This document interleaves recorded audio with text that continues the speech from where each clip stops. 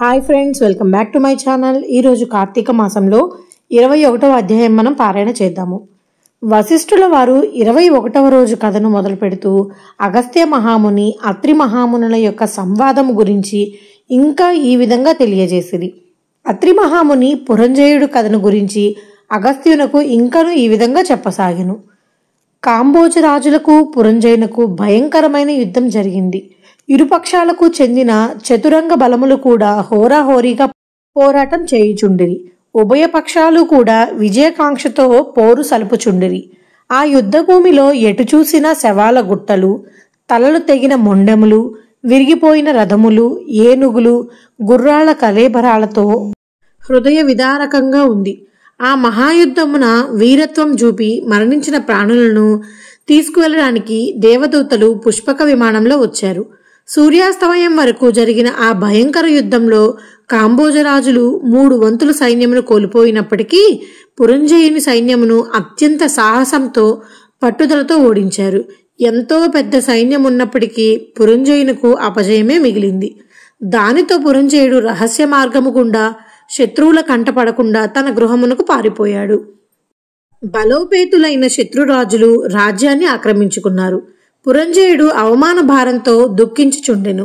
ఆ సమయంలో వశిష్ఠుల వారు పురంజయుని వద్దకు వచ్చి అతనిని ఊరడిస్తూ, ఓ రాజా, ఇంతకు ముందు నేను ఒకసారి నీ వద్దకు వచ్చాను.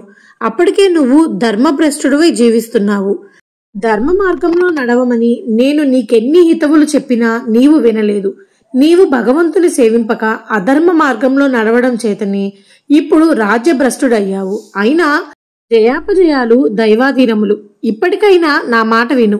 ఇది కార్తీక మాసం. రేపు కృత్తికా నక్షత్రంతో కూడిన కార్తీక పౌర్ణమి.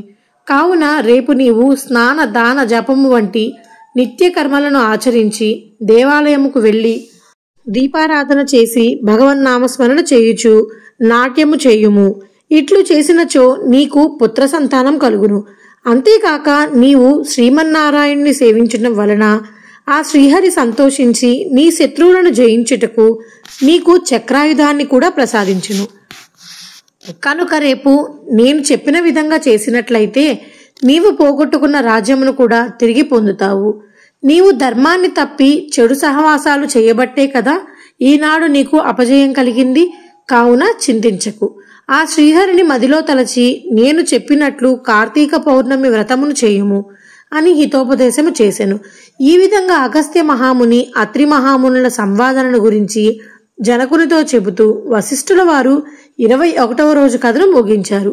ఇది స్కాంద పురాణాంతర్గత వశిష్ఠ ప్రోక్త కార్తీక మహత్య మండలి 21వ అధ్యాయము. 21వ రోజు పారాయణం సమాప్తము. ఓం నమ శివాయ, నమ శివాయ, నమ శివాయ.